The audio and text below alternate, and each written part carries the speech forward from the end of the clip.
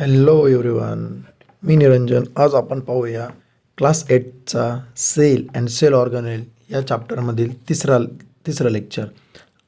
याआधी आपण पहिल्या लेक्चरमध्ये सेल काय असतं, सेल ऑर्गनेल्स काय असतं त्याबद्दल समजून घेण्याचा प्रयत्न केला अतिशय सोप्या आणि सरळ भाषेमध्ये.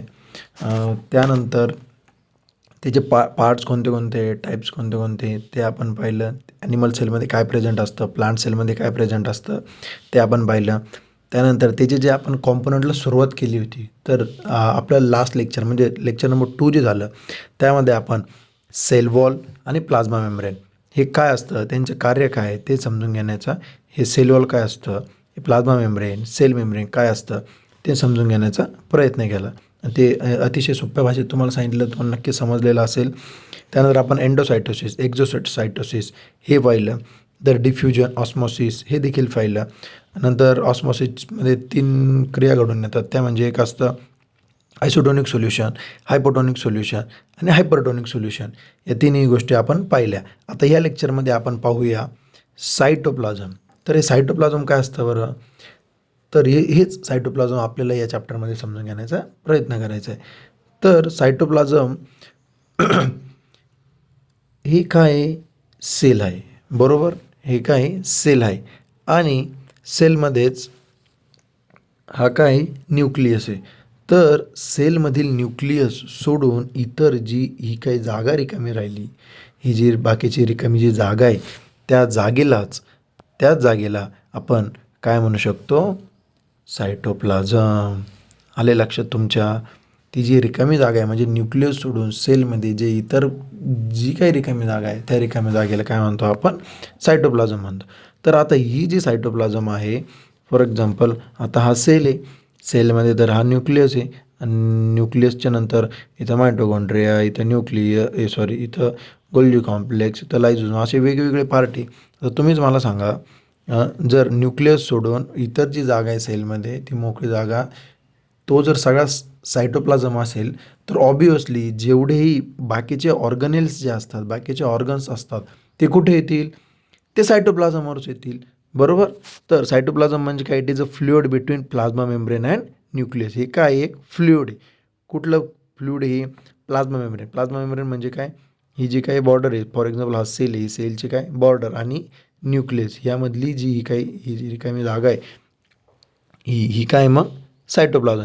Many cell organelle are suspended in cytoplasm. मी आत्ताच तुम्हाला सांगितलं, सायटोप्लाझम अशी जागा आहे की जिथे अशी मोकळी जागा आहे सेलमधील, बरोबर. आता त्या मोकळ्या जागेवर का असणार, मग बाकीचे सगळे सेल ऑर्गनेल्स असणार. तेच इथं सांगितले, cytoplasm is the cell organelle are suspended, many cell organelle are suspended in the cytoplasm. Okay. Cytoplasm is the medium for cellular chemical reaction. तर ऑब्वियसली या ठिकाणी बऱ्याचशा केमिकल रिॲक्शन घडतात. तर कशा घडतात, फॉर एक्झाम्पल आता मायटोकॉन्ड्रिया काय करतात, it is the powerhouse of the cell. ते काय करतं, पॉवर जनरेट करतं. तर त्याला पॉवर जनरेट करण्यासाठी काहीतरी एनर्जी लागेल, बरोबर. तर एनर्जी त्याला क्रिएट करण्यासाठी काहीतरी खायला लागेल ऑब्वियसली. मग त्याला खायला, एनर्जी क्रिएट करायला, ही सर्व जी क्रिया होती त्यासाठी काय लागते, थोडीशी केमिकल रिॲक्शन होती. त्याच प्रकारे वेगवेगळे पार्ट झाले, बरोबर. ते वेगवेगळे सेल ऑर्गनेल्समध्ये केमिकल रिॲक्शन घडून येतात आणि हीच वेगवेगळे जे पार्ट्स आहे ही कुठे, सायटोप्लाझमवर आहे. ओके. सो ऑब्वियसली जे काही, तर सायटोप्लाझमवर काय होतात, बऱ्याचशा केमिकल रिॲक्शन्स घडून येतात. The part of cytoplasm and other organelles is a cytosol. हा सायटोसोल अत्यंत महत्त्वाचा आहे. सायटोसोल काय आहे, म्हणजे अशी काही जागा ज्या ठिकाणी ऑदर ऑर्गनेल्स असतात, ऑदर दॅन ऑर्गनेल्स म्हणजे ऑर्गनेल सोडून काही जी जागा असते त्या जागेला काय म्हणतो आपण, सायटोसोल म्हणतो. ओके. सायटोसोल तुम्हाला समजलेलं असेल. त्यानंतर cytosol it stores substance like amino acid, glucose, vitamins. आत्ताच तुम्हाला सांगितलं तिथं काय होतं, केमिकल रिॲक्शन होतं, केमिकल रिॲक्शन घडतात, त्यामुळे तिथं काही ॲसिड्स असतील, विटॅमिन्स असतील, बरोबर. तर in animal cell cytoplasm is more granular and dense while in plant cell, बरोबर. ॲनिमल सेलमध्ये जास्त डेन्स असतं, ग्रॅन्युलर असतं, कशाच्या तुलनेमध्ये, प्लांट सेलच्या तुलनेमध्ये. हे कसं असतं, एकदम थिन असतं, बघ. आणि त्याच्यातलं जे व्हॅक्यूल ते कसं असतं, लार्ज सेंट्रल व्हॅक्यूल. आता एकंदरीत मी तुम्हाला सांगतो 2-3 पॉईंट तेवढंच लक्षात ठेवा. सायटोप्लाझम काय, हे एक अशी जागा आहे, हा सेल आहे, ही न्यूक्लियस आहे, न्यूक्लियस सोडून ही जी बाकीची जी जागा आहे ती म्हणजे सायटोप्लाझम, एवढंच लक्षात ठेवा.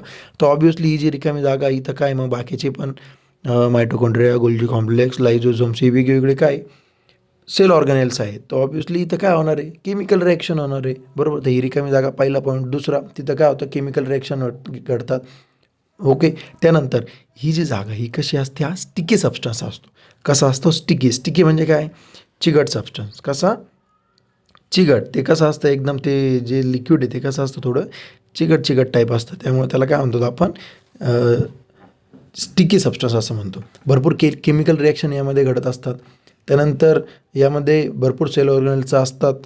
सायटोझोल, सेल ऑर्गॅनेल सोडून जी जागा उरते त्याला काय म्हणतात, सायटोझोल्स म्हणतात.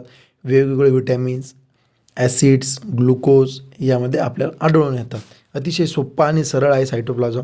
यात विशेष असं समजून घेण्याचा काही नाही. आय होप तुम्हाला हे सायटोप्लाझम समजलेलं असेल. आता हे सेल ऑर्गनेल. आता सेल ऑर्गनेल म्हणजे काय, तर सेल ऑर्गनेल्स म्हणजे सेलचे ऑर्गन्स. तर कोणते कोणते ऑर्गन्स आहे, न्यूक्लियस आहे, लायझोझोम्स आहे, प्लास्टिड्स आहे, क्लोरोप्लास्ट आहे, एंडोप्लाझमिक रेटिक्युलम आहे, गोल्जी कॉम्प्लेक्स आहे, मायटोकॉन्ड्रिया आहे, व्हिक्युअल्स आहे. हे काय सगळे सेल ऑर्गनेल्स, एवढंच लक्षात ठेवा. हे बघा तिथे दिलेले, they are the organs of the cell. सेलचे जे ऑर्गन्स आहे ते, पण एक्सेप्ट काय, न्यूक्लियस, क्लोरोप्लास्ट. फक्त न्यूक्लियस आणि क्लोरोप्लास्ट. कारण क्लोरोप्लास्ट तर बघितला आपण, तो तर सेंटरला होता. आणि न्यूक्लियस तर पहिला आपण तो कुठं असतो, सेंटरला असतो. आणि क्लोरोप्लास्ट कुठं असतो, फक्त प्लांट सेलमध्ये असतो. मग हे दोन सोडून इतर जेवढे काही आहे ते काय, सेल ऑर्गनेल्स आहे. ओके. आता त्यानंतर इथं आपल्याला काय दिलेलं आहे, एक मायक्रोस्कोप दिलेलं आहे. कोणता मायक्रोस्कोप आहे, हा सिम्पल मायक्रोस्कोप आहे का, नाही. तर हा कोणता, इलेक्ट्रॉन मायक्रोस्कोप आहे.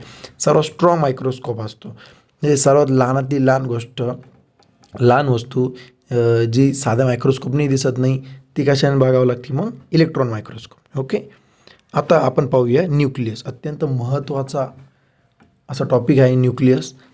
न्यूक्लियस काय बरं, हे बघा असा न्यूक्लियस असतो दिसायला. ओके. तर न्यूक्लियसमध्ये ही जी आधी सेंटर जे आहे त्याला काय म्हणतात, न्यूक्लिओलस म्हणतात. नंतर हे जे मधला जो पोकळ जागा आहे त्याला क्रोमॅटिन म्हणतात. त्यानंतर हे जे बारीक बारीक जे आहे ते न्यूक्लिअर पोर आहे. आणि न्यूक्लिअर पोरच्या मध्ये ही जी पूर्ण जी जागा आहे त्याला काय म्हणतात, आपण न्यूक्लिअर मेम्ब्रेन म्हणतो. ओके. आता याचे 2-3 फंक्शन्स आहे, तुम्हाला सांगतो ते समजून घेणं जास्त महत्त्वाचं आहे. It controls all the metabolic activities of the cell. काय करतो न्यूक्लियस, मेटाबॉलिक ॲक्टिव्हिटी कंट्रोल करतो. And also the cell division. तर सेल डिव्हिजन आधी आपण मेटाबॉलिक ॲक्टिव्हिटी म्हणजे काय समजून घेऊ. आता आपलं शरीर आहे, आपल्या शरीराचा सगळ्यात मेन पार्ट कोण आहे, आपल्या शरीराला जे इन्स्ट्रक्शन देतात. आता तुम्ही अभ्यास करताय, तुम्हाला अभ्यासाला बसायला कोण लावलं, म्हणजे मेंदूने लावलं. मेंदू ते काय करतोय, तुमचा कार्य करतोय. मेंदू म्हणजेच काय, ब्रेन. आता तुम्ही जर नोट्स काढत असाल, लिहित असाल, तर हे कशाने लिहिणार आहे तुम्ही, हे लिहायला तुम्हाला हाताला कोण सांगतं आहे, कोण इन्स्ट्रक्शन देतं आहे, तर ब्रेन देतो आहे, बरोबर. तर आपल्या शरीराचा मेन म्हणजे ॲक्टिव्हिटीज आपल्या शरीराकडून जो काही करून घेतो आहे तो कोण आहे, ब्रेन आहे. त्याचप्रकारे सेलमध्ये सेलच्या ज्या इतर ॲक्टिव्हिटीज ज्या करून घेतल्या जातात ते कोण करून घेतलं जातं, कोण करून घेतं, न्यूक्लियस करून घेतलं. म्हणजे फॉर एक्झाम्पल आपल्या शरीराचा मेन कंट्रोलर किंवा मेटाबॉलिक ॲक्टिव्हिटी जो घडवून आणणारा कंट्रोलर कोण आहे, ब्रेन आहे. तसंच सेलमधील मेन जो आहे, जो सगळ्या क्रिया प्रॉपर पद्धतीने घडून आणतो, तो कोणी, हा न्यूक्लियस आहे. तुम्हाला समजले असेल. आता यानंतर आपण पाहूया सेल डिव्हिजन. हा सेल डिव्हिजन काय आहे, सेल डिव्हिजन काय असतं बरं.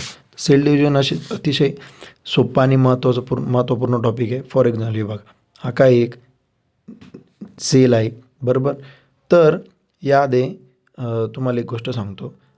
फॉर एक्झाम्पल तुम्हाला एखाद्या ठिकाणी जर जखम झालेली, काय झालेली, जखम झालेली. आता हा काय तुमचा, असं समजा हा गुडघा आहे. ओके. आता तिथं ड्रॉइंग थोडीशी समजून घ्या तुम्ही. हे गुडघा आहे. गुडघ्याचं उदाहरण का घेतलं, कारण की तुम्ही कायमच आपण गुडघ्यावर पडत असतो, आपला गुडघ्यावर लागत असतं. ओके. आता जर तुमच्याला गुडघ्याला इथं जर अशी जखम झाली, काय झाली, इथे अशी जखम झाली, त्यातून काय झालं, रक्त वगैरे बाहेर यायला लागलं. आता एवढी जखम झाली, तुम्ही गेले की डॉक्टरकडे जातात का, लगेच त्याला एकदम इंजेक्शन घेऊन, गोळ्या घेऊन, ट्यूब वगैरे असं काही लावतात का, तर नाही. या ज्या बारीक बारीक जखमा असतात या आपोआप बऱ्या होतात. त्या काय लगेच 1 दिवसात 2 दिवसात होतात का, नाही, तर 4-5 दिवस लागतात. पण आपण त्याला काही लावलंही नाही म्हणजे त्याला काही मेडिसिन घेतलंही नाही, काही ट्यूब लावली नाही, डॉक्टरकडे गेलोही नाही, तरी त्या काय होतात, बऱ्या होऊन जातात. तर ते आपोआप बरे कशा होतात बरं? तर आता बघा, इथं काय आपली जखम झालेली, बरोबर. आता इथं काय झालेली, जखम झालेली. आता ह्याच बाजूला आता इथले जे सेल्स आहे, इथले काय आहे, इथले जे हे काही सेल्स आहे, हे सेल्स काय होतात, डेड होऊन जातात. काय होऊन जातात, डेड होऊन जातात. म्हणजे तिथंच काही सेल उरले का, नाही. पण ह्या डेड सेलच्या इथं आजूबाजूला तर सेल असतील ना, बरोबर. आजूबाजूला तर भरपूर सेल असतात. मग ते सेल काय करतात, ते सेलला कळतं की आपल्या शेजारी काहीतरी प्रॉब्लेम झालेला आहे. ते डोकून बघता, होई काहीतरी झालं आहे, तिथले सेल्स काय झालेले, मरण पावलेले. मग ते काय करतात, सेल डिव्हिजन करतात. फॉर एक्झाम्पल आता हा काय सेल, मग ते डिवाईड होतात. कसे डिवाईड होतात, एक सेल आहे त्याचे दोन पार्ट होतात. असं इथे एक सेल झालं, याचा एक सेल झाला, याचा परत एक पार्ट, दोन पार्ट, याचे परत एक पार्ट, दोन पार्ट.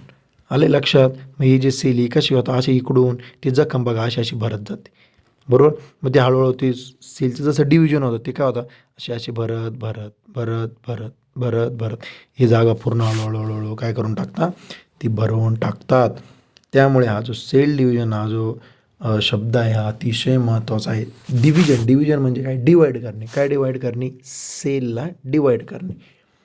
आले लक्षात. सेलला डिवाईड करणे म्हणजेच सेल डिव्हिजन. अतिशय महत्त्वाचा आणि अतिशय सोपा शब्द येतो. आय होप तुम्हाला समजलेलं असेल. आता point number 2, it involve in the transmission of hereditary character from parents to offspring. म्हणजे अनुवंशिक पण असतं. पॅरेंट्सकडनं आपल्याला काही काही गोष्टी आलेल्या असतात न्यूक्लियसमध्ये, बरोबर. तर दुसऱ्यापेक्षा पहिला जो पॉईंट आहे त्याचं पहिलं जो फंक्शन आहे तो तुम्ही लक्षात ठेवा, अतिशय महत्त्वाचा आहे.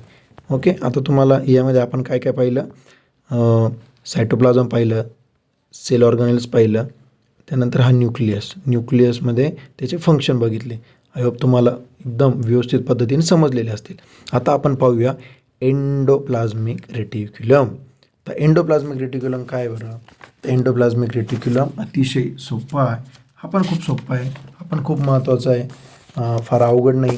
पण मेन फंक्शन काय याचं, एंडोप्लाझमिक रेटिक्युलम जे आहे त्याचं मेन फंक्शन जे आहे ते आहे टू सपोर्ट द सेल.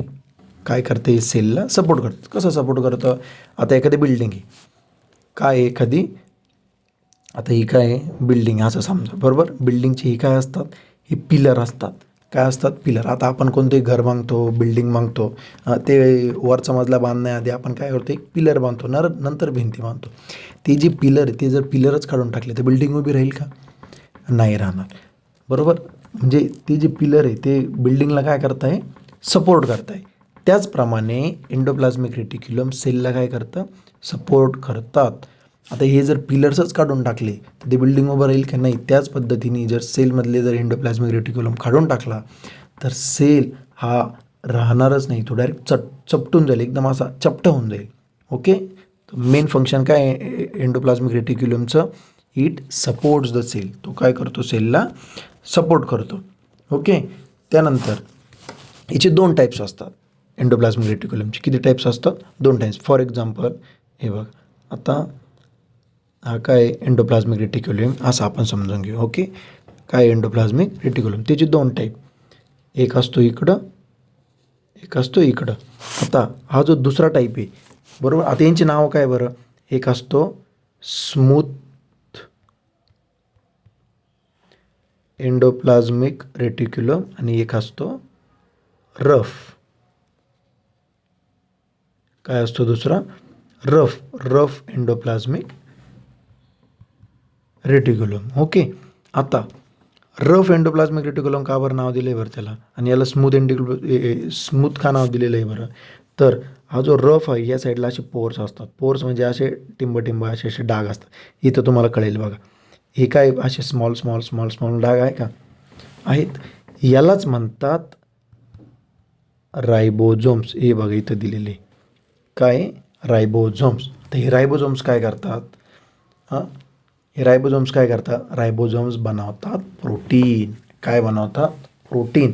तर जसं एंडोप्लाझमिक रेटिक्युलमचं मेन फंक्शन आहे टू सपोर्ट द सेल, तसंच रायबोझोमचं मेन फंक्शन आहे कंडक्शन ऑफ प्रोटीन्स. 2 नंबरचं बघा, 2 नंबरचं फंक्शन बघा, काय आहे, इट कंडक्शन ऑफ प्रोटीन्स, म्हणजे प्रोटीन फॅक्टरी म्हणून कोणाला ओळखलं जातं, तर प्रोटीन फॅक्टरी म्हणून रायबोझोम्स याला ओळखलं जातं.